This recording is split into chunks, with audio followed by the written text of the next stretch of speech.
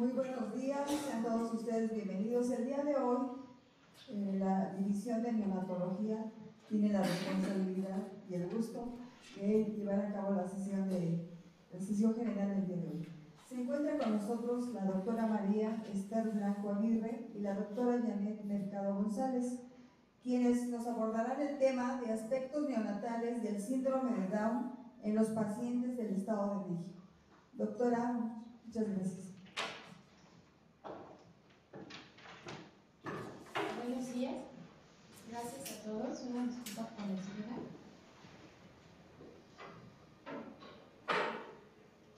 Vamos a acomodar la presentación, la primera, por favor.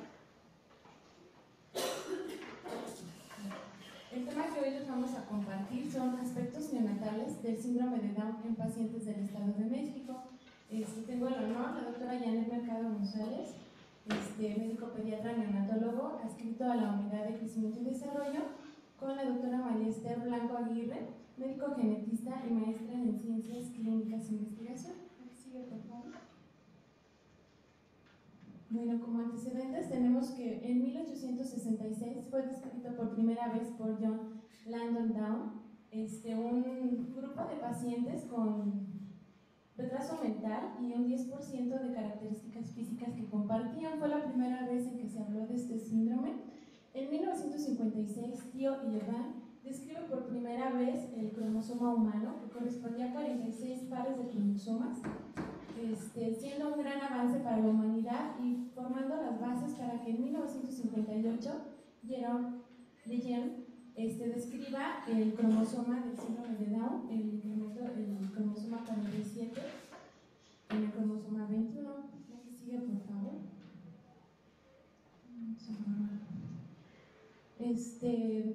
La manera de diagnosticar el síndrome de Down, lo ideal sería que fuera un diagnóstico prenatal. Sin embargo, el diagnóstico se puede hacer al nacimiento, tomando los criterios de Hall para el neonato, como parte del diagnóstico clínico, hablando de una cara aplanada, como podemos ver en esta fase, hendiduras palpebrares hacia arriba, orejas pequeñas, que no son evidentes en esta radiografía, en esta imagen, con hélices pegadas, excesiva piel en la nuca. La que sigue, por favor. Bueno, hay otros datos en lo que viene siendo la mano. En esta imagen podemos ver lo que es el pliegue palmar único o pliegue transverso. La que sigue, por favor, la clinodactilia del quinto dedo, que lo vemos en esta imagen. Estos pacientitos son hipotónicos, llegan a tener una alta frecuencia de displasia de cadera, hiperlaxitud articular y, como por ende, un reflejo de Moro disminuido. La trisomía 21 o síndrome de Down es una enfermedad que presenta trisomía en el cromosoma 21. El cromosoma humano normal contiene 46 pares de cromosomas, ¿sí? Como vamos viendo aquí. Sin embargo, en el síndrome de Down presenta una trisomía en el cromosoma 21. Aquí sigue, por favor.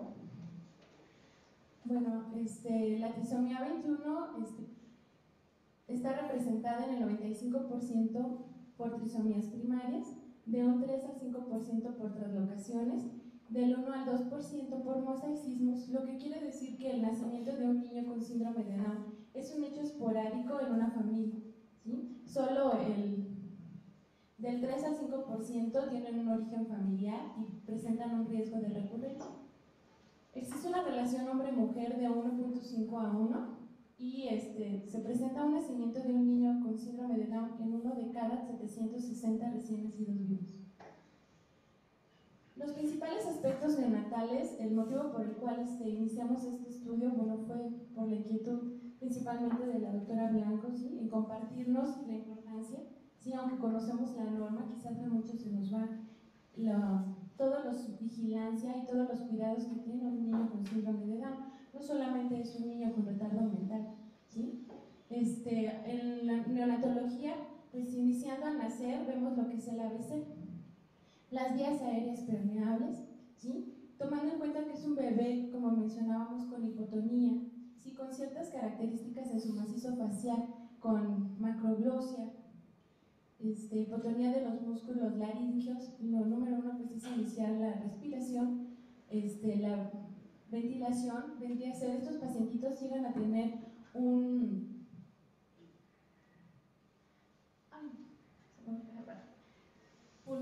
el área pulmonar, un tórax pequeño, ¿sí? Con un volumen pulmonar disminuido, lo que condiciona también dificultad respiratoria al nacer y alteraciones hemodinámicas, tanto de origen cardíaco como hematológico, como veremos más adelante, ¿sí? Las causas respiratorias, como veíamos, asociadas a sus características propias físicas. Las cardiopatías, representando el 60% de las alteraciones que presenta el paciente con síndrome de Down, siendo la más importante la comunicación interventricular, ¿sí? La que condiciona mayor riesgo de complicaciones o de riesgo de muerte fetal. Estando entre ellas también las malformaciones del tubo digestivo, que se manifiestan dentro de las primeras 24 horas de vida con intolerancia a la alimentación enteral, siendo las más frecuentes el páncreas anular, ¿sí?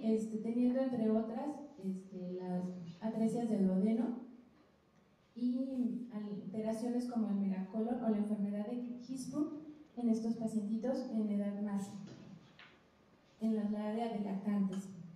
Siendo muy importante la sepsis neonatal, son pacientes con alteraciones de la inmunidad, lo cual condiciona riesgo de infección y riesgo de infección severa, siendo la primera causa de muerte en los pacientes con síndrome de Down. La que sigue, por favor.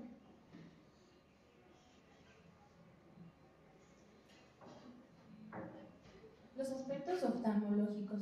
El recién nacido con síndrome de Down es muy importante buscar el reflejo rojo, ¿sí? Son pacientes que presentan con gran frecuencia lo que es la catarata congénita, ¿sí? Llegan a presentar glaucoma congénito, ¿sí? Entre los datos que se han encontrado, tenemos la oportunidad de contar con una oftalmóloga que nos apoya en la revisión de los pacientes antes de que sean egresados. Se han encontrado alteraciones en la vascularidad de la retina, ¿sí? Como dato importante, bueno, que está por terminarse un estudio en relación a esto. Los datos hematológicos, principalmente son pacientitos que desarrollan policitemia en la edad neonatal y siendo pacientes con alta frecuencia de desarrollar reacciones leucemoides como factor de riesgo para desarrollar leucemias en la edad de lactantes a la edad escolar. El hipotiroidismo congénito, sí, son pacientitos que como regla general debemos de tomar un perfil tiroideo, ¿sí? A los 21 días de vida para lograr mayor certeza.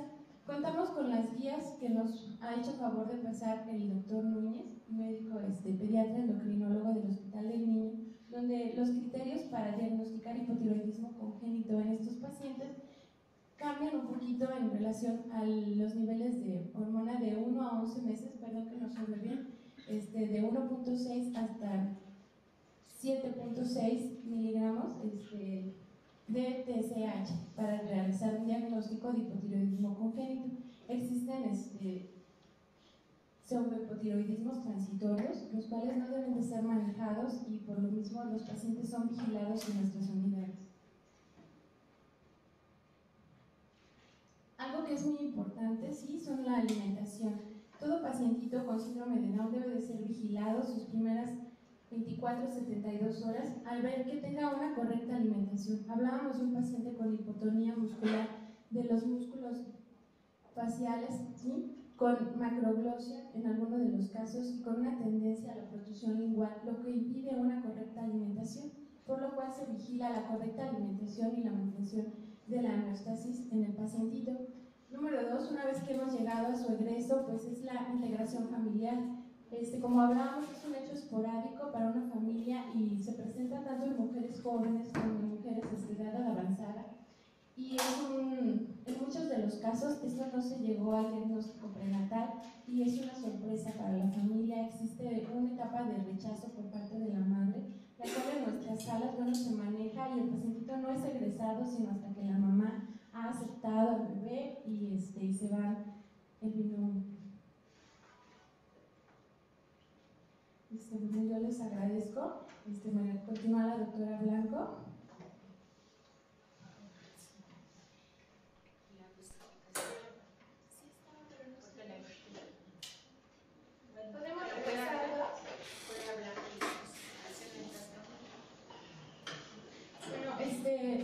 Dado esta inquietud, se realizó un estudio aquí en el hospital en el cual la intención era vigilar, dar a conocer lo que viene siendo los lineamientos de la norma técnica del síndrome de Down en relación a todos los aspectos que se vigilan tanto en la etapa neonatal, lactante, escolar. ¿Sí? Se realizó un estudio para valorar los pacientitos que estábamos viendo aquí y el seguimiento que se les daba a los mismos.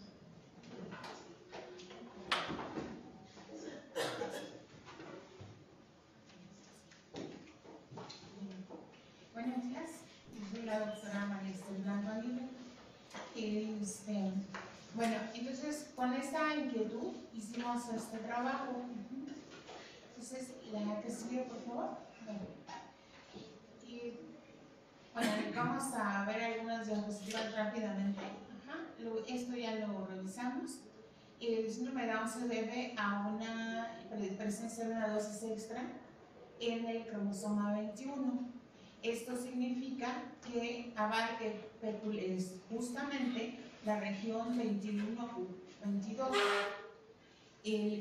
Se nombra la nomenclatura de los cromosomas, bueno, es internacional, y primero se coloca el número del cromosoma, después el brazo afectado, en este caso el brazo largo, y la región del brazo largo que está afectada. Entonces, esta es la región que debe de estar afectada para síndrome de Down, de manera que aún cuando nosotros tengamos un fenotipo característico I46XY, pero si tiene las características debemos de buscar una alteración cromosómica que no se vea en el cariotipo y que afecte esta región. Bueno, de acuerdo a la norma oficial, tenemos obligación de atender en forma especial los defectos del nacimiento, y aunque eso todavía no es una norma lo que presentó la doctora, sí ya es algo normativo. Bueno, entonces dentro de las malformaciones congénitas se sitúa el síndrome de Down, aunque las malformaciones congénitas externas en general tienen una prevalencia de 3 a 4% de población general. La del síndrome de Down viene siendo de 1 en 800 y en México se considera de 1 en 750. Representa también una proporción en los abortos espontáneos y en las concepciones en un 80%. Bueno, la que sigue. Bueno, entonces para recordar un poquito, los individuos, bueno, de acuerdo a la teoría celular, bueno, estamos integrados por células y en particular los cromosomas nos van a dar las características hereditarias y estos cromosomas van a estar ubicados dentro del núcleo. Tenemos normalmente 46 cromosomas. El individuo humano es muy delicado en cuanto a la cantidad de genes. Si debemos de tener exactamente el número de 46 cromosomas y también debemos de tener el número exacto de genes. Si tenemos más o si tenemos menos, enseguida se va a manifestar fenotípicamente. Contamos entonces con 22 pares de autosomas y un par de sexocromosomas y debemos de tener un número haploide que es un múltiplo de 23. Estos, como decíamos, se van a nombrar con la clasificación internacional. ¿Sí? Bueno, esto es como para representar más o menos si esto viene siendo la Tierra, esta es la célula, si esto es un país, el cromosoma viene siendo esta parte, es del país, entonces una parte del país es el estado, esto viene siendo un fragmento cromosómico, del estado una parte es la ciudad y de esto viene siendo el gen, y donde viven las personas dentro de la ciudad, esto viene siendo la secuencia de nucleótidos. Un cariotipo normal entonces se va a representar de esta forma y se van a numerar los cromosomas del 1 al 22 y posteriormente los cromosomas sexuales, y dependiendo del tipo de cromosoma va a pertenecer a cada grupo de cromosomas, el A, el B, el C, el D, el E, el F y el G. En particular entonces el 21 pertenece al grupo G. Bueno, entonces en general tenemos que el 94% de los casos de síndrome de Down se deben a trisomía regular, el 2.4% a mosaicismos, translocaciones reversonianas, en 3.3%, y estos pueden deberse a isocromosoma de brazos largos del 21, lo cual da un riesgo del 100% de tener hijos con síndrome de Down. En realidad estas son las causas para las translocaciones, y en particular esta es la causa de realizar calotipo a los pacientes con síndrome de Down, particularmente entonces en la madre joven, porque consideramos que la madre mayor de 34 años ya tiene riesgo de no disyunción por la propiedad materna, pero en mujeres jóvenes no sabemos si es un caso que se dio por azar o es un caso que puede representar una translocación heredada. ¿Qué sigue? Ok, como en este caso, ¿no? ¿La que sigue? Aquí entonces la región crítica, como habíamos comentado, es 21Q22.1 a Qter. Así se expresa una región más grande. El brazo Q, en donde termina el brazo Q. En esta región, como ustedes también recuerdan, el paciente con síndrome de Down tiene gran susceptibilidad a tener Alzheimer a una edad juvenil, más o menos después de los 20 años de edad. Y se descubrió, ya tiene algunos años, esta enzima que va a proveer pues, de radicales libres y va a provocar un envejecimiento cerebral. Hay otras regiones críticas, pero en particular la región crítica para la neuropatía, que es lo más frecuente, pues no se ha encontrado todavía. Bueno, la que sigue.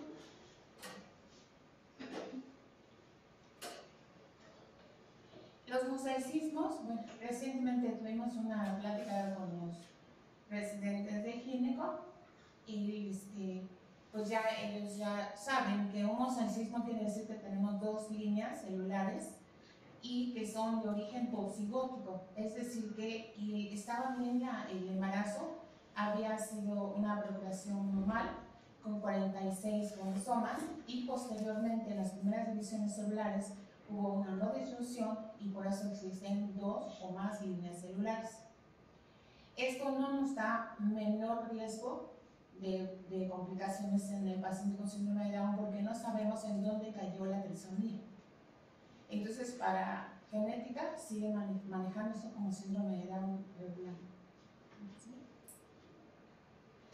Entonces, viendo estas situaciones y siendo el diagnóstico más frecuente de la consulta en ese momento, en el momento en que realizamos el estudio, decidimos describir las principales características de los pacientes neonatos con síndrome de Down en el Estado de México atendidos en el hospital, en este hospital, ¿no? Del periodo de febrero de 2009 a junio de 2010.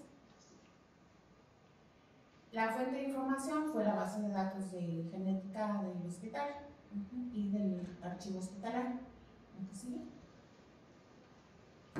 Se hizo una encuesta descriptiva, el estudio fue retrospectivo, transversal, observacional, las variables estudiadas fueron edad gestacional, edad materna, diagnóstico citogenético, malformaciones asociadas, cardiopatías asociadas y complicaciones neonatales. Bueno, se realizó estadística descriptiva, la que sigue. Todas las variables, con una excepción de edad materna, tuvieron una distribución normal. En esta hubo una distribución bimodal y se encontró una frecuencia de 1 en 305 recién nacidos vivos. El diagnóstico se realizó por fenotipo con los criterios de Hall. Si nosotros tenemos 5 criterios de Hall, decimos probable síndrome de Down. Son las características que describió la doctora al principio. Si tenemos 7 signos de Hall, es un síndrome de Down por fenotipo. Y el cariotipo solamente se pudo realizar en el 40% de los casos, ya que en este momento no se contaba con el apoyo de ese, todavía es seguro de nueva generación, que ahora sí se cuenta, y entonces era por recursos propios del paciente. Solamente uno se encontró con mosaicismo. ¿La que sigue? El 58% fueron recién nacidos a término, 19% a pretérmino y 3% post-término. Esto es muy importante, ya que en la trisomía 18 la mayor parte de pacientes son post-término. Ahí observamos la distribución bimodal de la edad materna. A los 22 años hay un pico y a los 36 años hay otro pico. ¿Sí? Dentro de las malformaciones las dividimos en cardíacas por su frecuencia y extracardíacas. Las cardíacas constituyeron el 46.8% y las extracardíacas el 9.3%, casi 10%. Dentro de las cardiopatías, entonces tuvimos comunicación interauricular, la prevalente, comunicación interventricular, un poco menor, persistencia de conducto arterioso, insuficiencia tricuspidia y estenosis pulmonar en solamente 2 casos.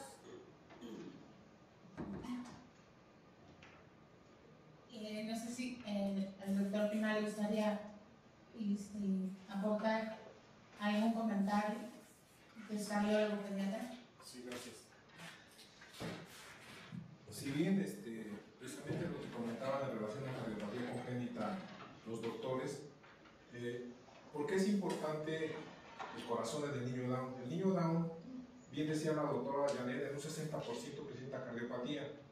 Es la cromosomopatía más frecuente, es lo que más frecuentemente vemos en consulta externa pediátrica en cuanto a cromosomopatía. El niño Down, y si estoy en algún error, aquí está la genetista que es la experta, yo hablo del corazón, pero me corregirá. Siempre en los libros, en los textos, en los artículos, mencionan a los cojinentes endocárdicos. Esto es para poder entender qué cardiopatía y por qué la comunicación interventricular es tan frecuente en el niño Down. Los cojinentes endocárdicos son formaciones embriológicas que dan origen a parte del septum interventricular. El septum interventricular está formado por 2 porciones, una muscular y una membranosa. Parte de la membranosa la originan los cojinentes endocárdicos, pero también estos cojinentes endocárdicos, dentro de la formación del corazón, forman las válvulas auriculoventriculares interventricúspide. Entonces, por ende, si el niño Down tiene problema de los cojinetes, puede dar comunicación interventricular o puede dar defectos en las válvulas auriculoventriculares, y la cardiopatía cianótica más frecuente del niño Down es precisamente los canales auriculoventriculares. Entonces, con esto que queremos decir, puede haber canal auriculoventricular único, o sea, que se forme una sola válvula, o bien remanentes de válvula, que es lo que se llama canal incompleto.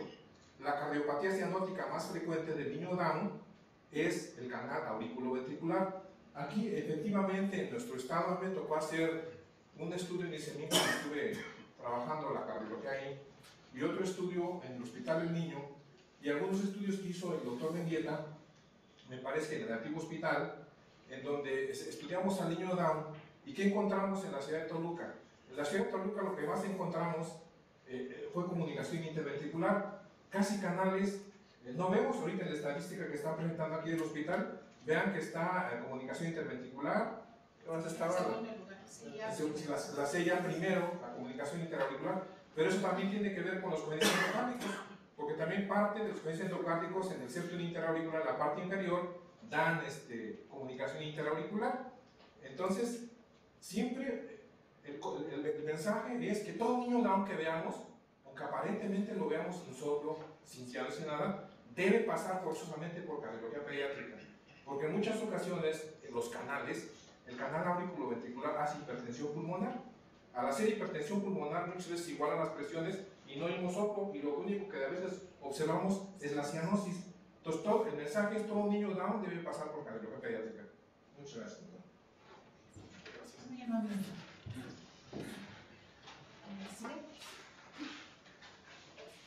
Dentro de las complicaciones médicas encontramos síndrome meconera en un caso, complicaciones respiratorias y sobre el distrés respiratorio, secundarias a hipoplasia pulmonar en 4 casos, hiperbilirubinemia en 3 casos, policitemia sintomática en 2, sepsis en 5, asfixia perinatal, lo que nos da un total de 50% de pacientes con complicaciones. ¿Sí?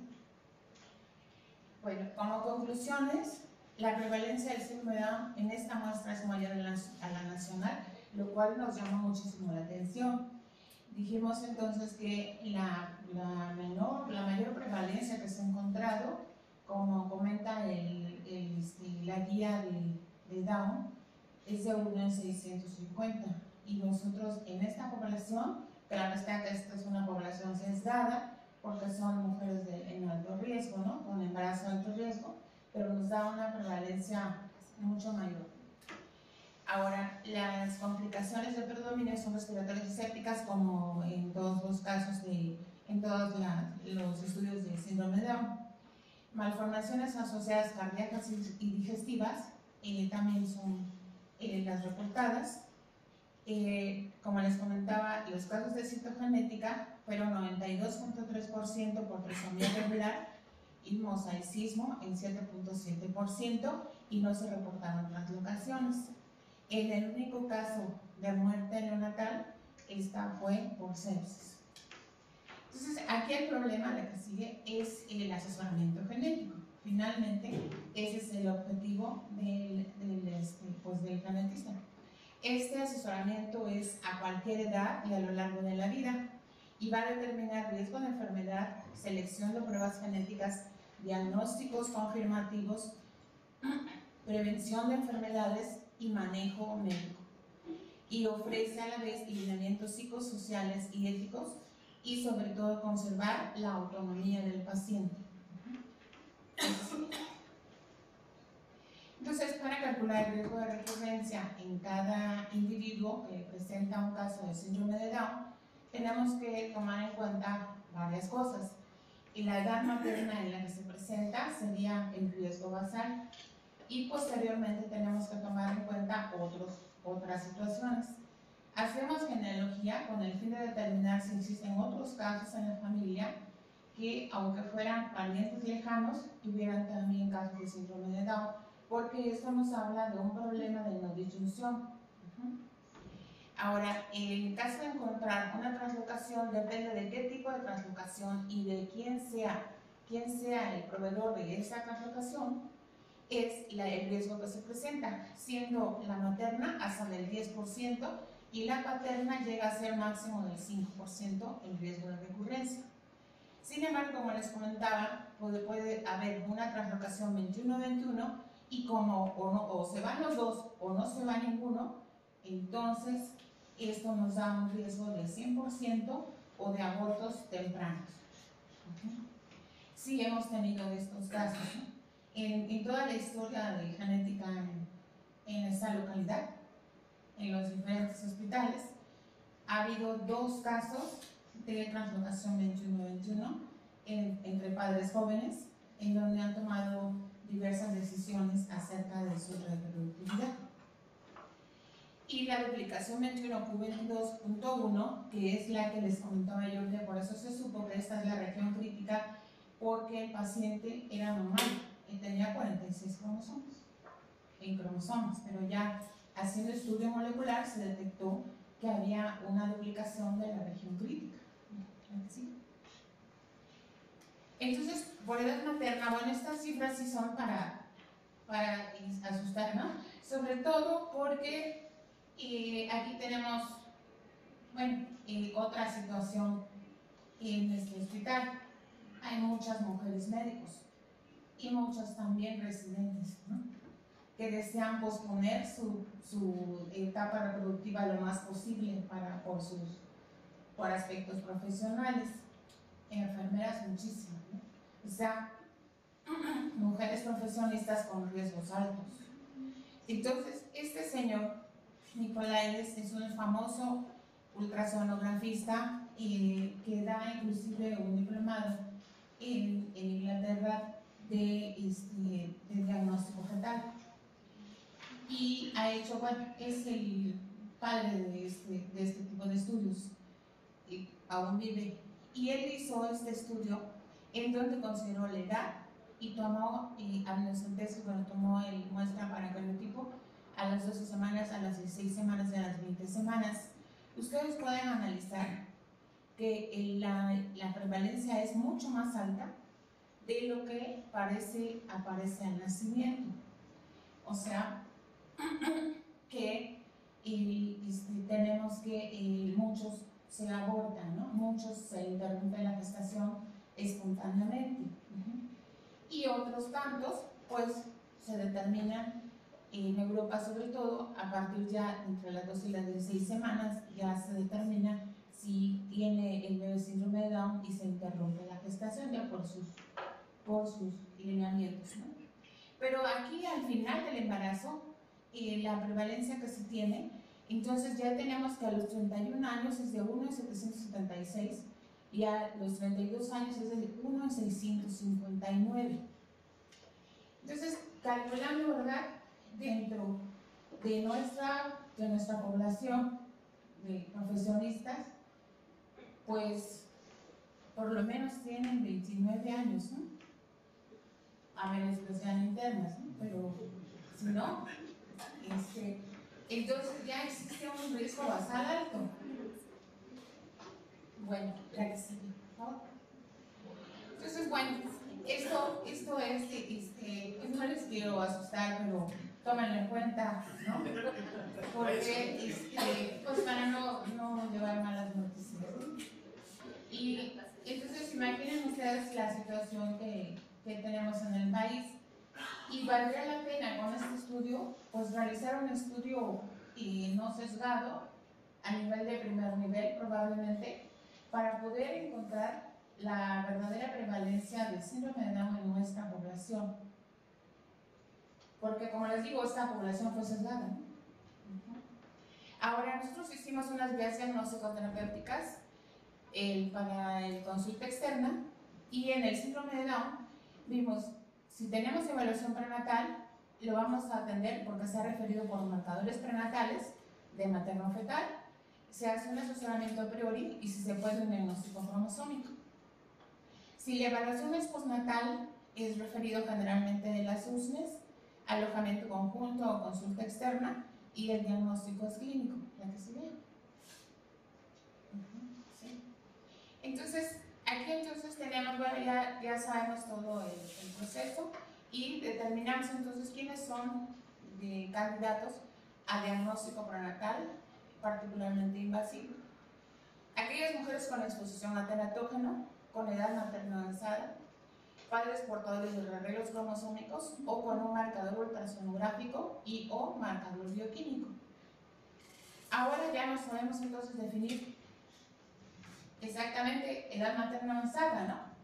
Porque los ginecólogos, al principio que empecé a platicar con ellos, hace poco tiempo, 5 años, digamos, hablando sobre ya una amniocentesis, me dicen edad materna avanzada a los 37 años. Les digo, no, edad materna avanzada a los 34. Y con estas tablas, pues edad materna avanzada desde los 32, ¿no? Entonces, bueno, el diagnóstico entonces es cromosómico, clínico, asesoramiento genético, manejo integral, proceso de comunicación del estudio genético, clínico y citogenético, determinar riesgo de recurrencia y asesoramiento preconcepcional a la madre. Seguimiento estrecho por 1 año, estudio de supervivencia, y posteriormente esto se hará en otra institución, ya que aquí tenemos población perinatal. Seguimiento a los 2 años, a los 5 años, a los 15 años de edad, por ser edades de riesgo para tener otras complicaciones en este paciente. Bueno, esto sería todo por mi parte. No sé si hay algún comentario. ¿Comentarios, preguntas a las doctoras?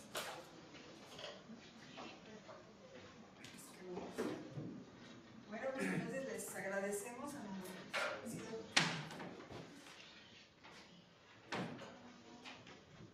Buenos días. Yo hice una revisión hace aproximadamente 10 años de la cardiopatía más frecuente en el síndrome de Down, y yo tenía otros porcentajes. Lo que encontramos fue en el Instituto de Cardiología, el Instituto Nacional de Enfermedades Respiratorias, es que el niño con síndrome de Down, el 65% de su cardiopatía principal es persistencia de conducto arterioso. ¿Sí?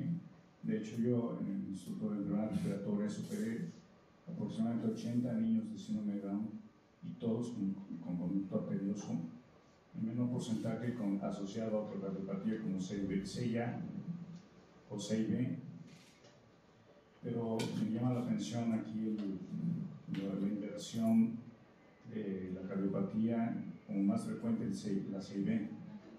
¿Qué edad tenían sus pacientes? Entre 1 y 4 años. Bueno, generalmente lo aplicamos es por la telemedicina. Sí. Lo aplicamos a la edad, ¿no? Y a la muerte neonatal o la muerte dentro del primer año de vida, y que pueden cambiar estas prevalencias. La otra cuestión que tenemos aquí es que nos faltaría hacer otros estudios en donde podamos tener pues al menos 2 psicocardiografistas, ¿no? Porque aquí pues nada más tenemos uno actualmente, creo que está por llegar otro, pero de momento un solo cardiopediatra. Entonces pues dependemos del diagnóstico cardiológico. Ajá, esa sería. La otra cuestión sería también, y otra vez volvemos a la población sesgada, ¿no? Que tenemos aquí, que es para embarazo alto riesgo que ha venido a este hospital. Entonces, por eso pienso yo que tiene que ampliarse este estudio. Gracias. Sí, incluso contestándole al señor director, efectivamente hay estudios en otros lugares donde es muy frecuente el canal. En México no se ve mucho el canal. Hay por ahí algún estudio de la doctora Lidia Rodríguez, que usted conoce, la cardiopediatra, en donde ellos encontraron falot, en el infantil falot y conducto arterioso precisamente. Aquí en la ciudad de Toluca, en los 3 hospitales que me ha tocado trabajar, encontramos IB.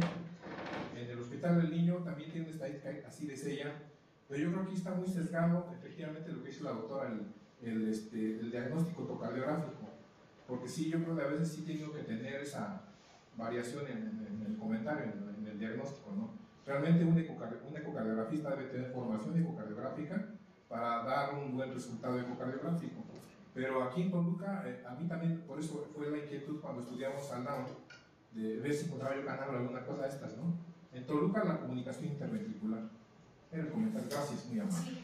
Sí, bueno, hay otros estudios que valoran, ¿no? Variación intraobservador e interobservador, y esto le da mayor validez al estudio que se está realizando.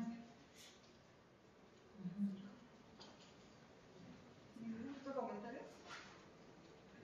¿Dónde están los enlaces? Sí, ahora sí les agradecemos, por favor, doctor, si están amables, su participación a la doctora Arcadia, a la doctora, y que les agradecemos muchísimo su participación y su entusiasmo con la